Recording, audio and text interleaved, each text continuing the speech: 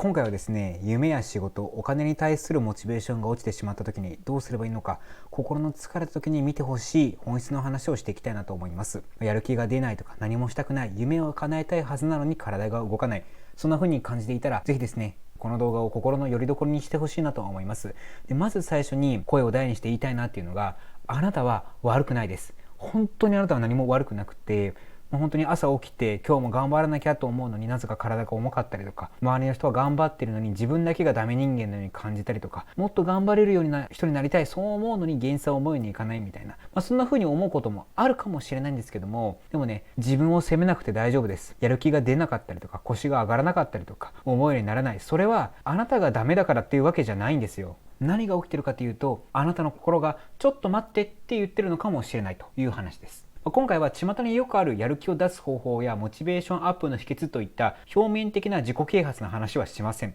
そうじゃなくて、そんなノウハウよりも自分の心に従うことを大切にした本当の意味でのモチベ回復、自分のやりたいことを見つける、そこのヒントをお伝えしていきたいなと思います。なぜかというと、本当のやる気っていうのは外側から無理やり作り出すものじゃないからなんですよ。あなたの心の奥底にある本当の声に耳を傾けることで自然と湧き上がってくるものだからなんですね。いろんな自己啓発本を読み漁るより、案外サクッと願望実現をしていけると思うので、この動画を通して一度ご自身を見つめ直すきっかけにしていただけたら嬉しいです。では本題に参りましょう。やる気が出ない時の心の整え方ということで、まず最初にやってほしいのが瞑想です。瞑想とか難しそうだなとかね、怪しいなとか感じる人いるかもしれないんですけど、全然難しくはないし怪しいものでもなく、ただリラックスして心を落ち着けて自分を見つめる、そのためのツールに過ぎないんですよ。で、本当に全然難しく考える必要はなくて、もう5分とかなんなら3分とか1分とかでもいいので、一回ねやってみてください。椅子でも床でも構いません。静かな場所に座って目を閉じて、ただ呼吸に集中する。吸って吐いて吸って吐いてと呼吸をしていきます。その時に頭の中にいろんな考えが浮かんできても、それを追いかけたりとか、うわー雑念湧いちゃったらダメだな自分はなんて風に思う必要はないというわけです。ただ気づくだけ、雑念湧いちゃったな、じゃあ呼吸に戻ろうねというだけでいいんですよ。これだけで心のざわつきが少しずつ落ち着いてきたり、頭がクリアになっていきます。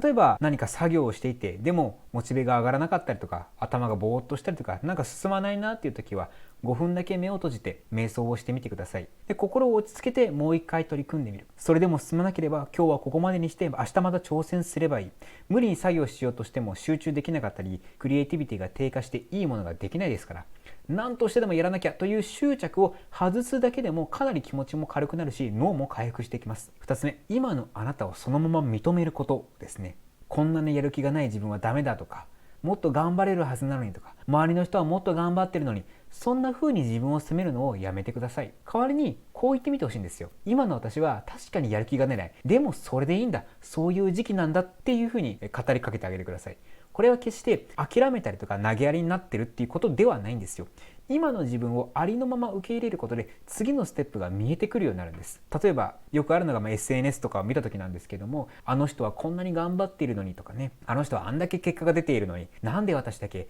うまくいかない、取り残されている、そんな風に感じることもあると思うんですよ。でもそう感じたら一旦 SNS 閉じてください。他人と比べても意味がありません。あなたにはあなたのペースがあるし、やり方があるし、方法がある。だから大丈夫なんですよ。あなたにはあなたの道があるので心配しなくて大丈夫です。だから今この時点、例えばやる気がなかったりとかうまくいかない、それも自分。でもそれは次のステップに進むための必要な過程を歩いているに過ぎないよね。だから大丈夫だよっていう風に自分を認めてあげてください。これだけでも結構変わる人います。3つ目のポイントは、何もしない時間をあえて作るということなんですけども、何もしないことって罪悪感感じたりしませんか？でもあえて何もしない、これがめちゃくちゃ大事なんですよ。スマホも見ない、テレビも見ない、音楽も聴かない、ただぼーっとする時間。これは怠けてるわけじゃなくて、心や脳を休めてる時間なんですよ。で、我々って普段あまりにも多くの情報に囲まれて生きてます。その中で心や脳はずっと働き続けている。だから実は疲弊しまくっちゃってるんですよね。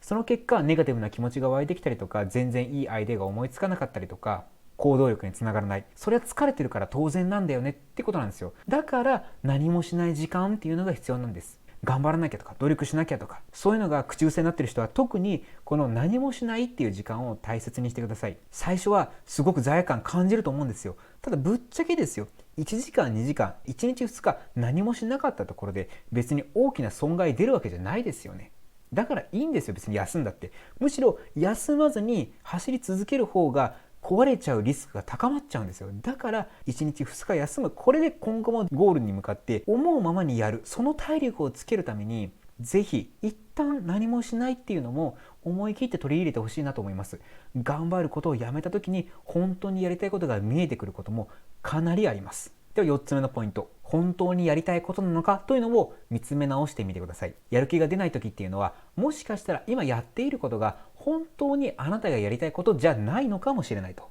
これをやらなきゃいけない、これが正しい道だ、みんなこれをやっている、そんな思い込みに縛られてませんかっていう部分を一度静かに自分の心に問いかけてみてほしいんですね。もしかしたらその答えっていうのはすぐに出ないかもしれません。でもそれでもいいんです。その問いかけること自体があなたの心を軽くしたりとか、そういう縛りとか執着から解放する第一歩になっていきます。例えば毎日泣きそうになりながら仕事に向かう、そんな時は一度立ち止まって、なぜこれをやっているんだろうっていうのを再確認してみてください。お金のためなのか、家族のためなのか、それとも本当にやりたいことだから。ここの部分の理由が明確になれば、続けるにしてもやめるにしても納得して決断できるようになってきます。他にも夢を追いかけているはずなのになぜか虚しいって感じちゃうこともあると思うんですよ。そんな時も同じように自分の心に問いかけてみてください。みんなが言うからやってるのかなとか、これが社会的に見て正解だからやってるのかな、そういった部分でやっていないかどうか、本当に自分が心からワクワクして取り組めているかどうか、時間を忘れて夢中になれているかどうか、この部分がもし他人からの影響があったなとか、意外と自分夢中になれないなって気づいたのであれば、それは方向転換のサインかもしれません。そもそもやりたいことがわからないよ、でも今の仕事続けないと生きていけないし、今やるべきこと目の前にあるし、どうしたらいいんだ、そんな風な悩みを抱えている方もいらっしゃると思うんですけれども、でもこれも大丈夫なんですよ。やりたいことがわからないとか、忙しすぎて頭が回らない、こういうのもいわば現代を生きていたら仕方のないことなので、これも責める必要とか一切ないです。何がやりたいかわからない、これも自然なこと。じゃあどうすればいいかというと、まずはその本当に今やってることってやりたいことなのかとか、自分の人生にとってプラスになるのかっていうのを一旦考える、問いかけてみて、じゃあ逆に今やりたくないこと、今すぐ手放したいなと思うこと、本当は気乗りしないなっていう思うことを明確にしてみてください。このやりたくないことが分かると、実はそれの裏返しがやりたいこと、こうありたいなっていうケースってめちゃめちゃ多いんですよ。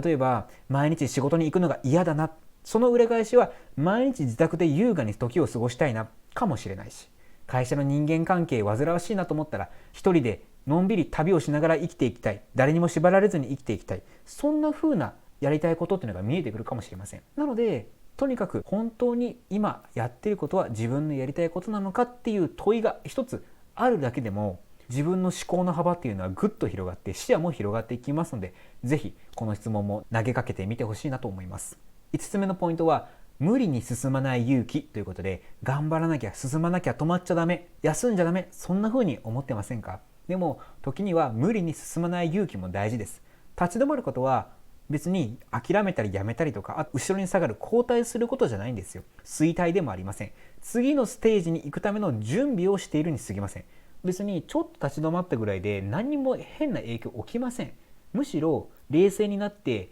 よりポテンシャルも発揮して、さらに高みを目指す大事な土台になってくるので、ちょっと最近行き詰まってるなとか、なんかうまくいかないなっていう時は一旦止まってみてください。止まって周りの景色を見渡してみてください。そこから次のステップに進む答えやヒントが見えるはずです。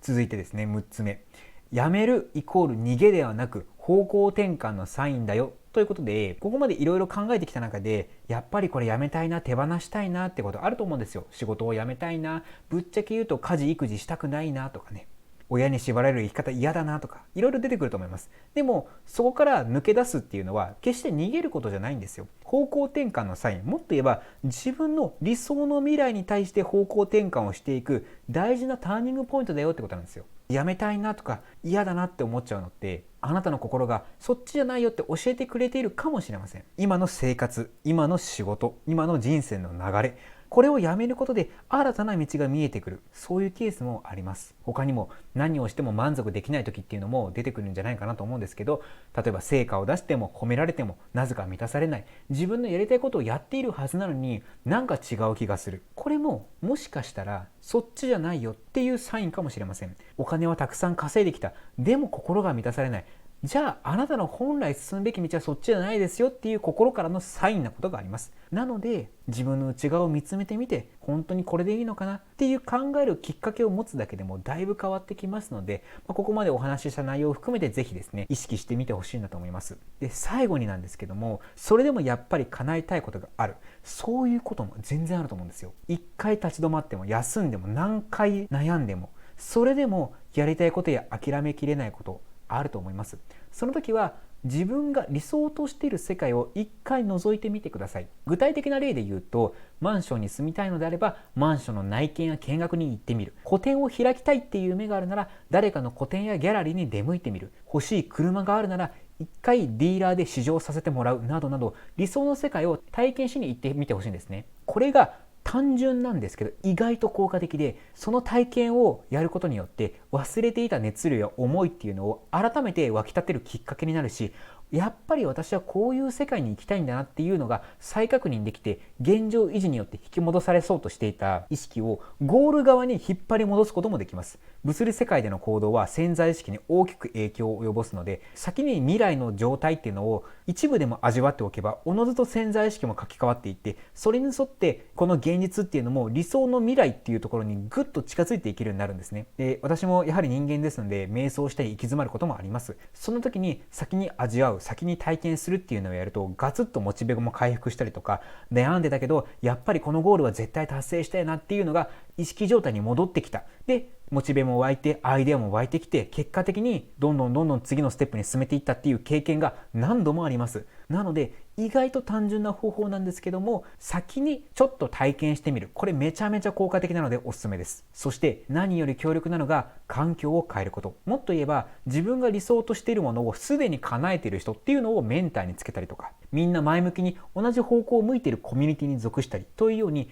自分の属する世界を変えてしまうっていうのもめちゃめちゃ効果があります。よく夢を叶えたり成功するにはメンターをつけろなんて話聞くと思うんですけど、これは本当にそうで、一人で頑張ってると見えない壁とか限界にぶつかっちゃうことって結構あるんですよ。でもすでにその道を歩んでる人がそばにいると、その成功する人の思考パターンや行動パターンが自然と身についてくるようになるんですね。ちなみにこれをホメオスタシス同調とも言ったりするんですけど、身近な例で言うと他人同士だった夫婦が似てくるみたいな現象があると思うんですけど、あれも一種のホメオスタシス同調です。それぐらい我々人間というのはどんな人といるのかというので大きく変わってくるんですよ。メンターや同じ目標を持つ仲間がいる環境に身を置くだけで、私もまだまだいけるよねっていう気持ちが自然と湧いてきます。もちろんそれはオフラインでもいいですしオンラインでも構いません。大切なのは自分の want to ゴールを後押ししてくれるポジティブで建設的な環境に身を置くこと。例えば起業したい人なら起業家のコミュニティに参加するとか、アーティストになりたい人なら創作活動をしている人たちの集まりに顔を出すとか、プロのクリエイターの授業を受けたり直接教えてもらったりみたいな感じで、理想の自分にマッチする環境に意識的に身を置いてみてください。環境が変わると無意識のうちに思考も行動も変わってきます。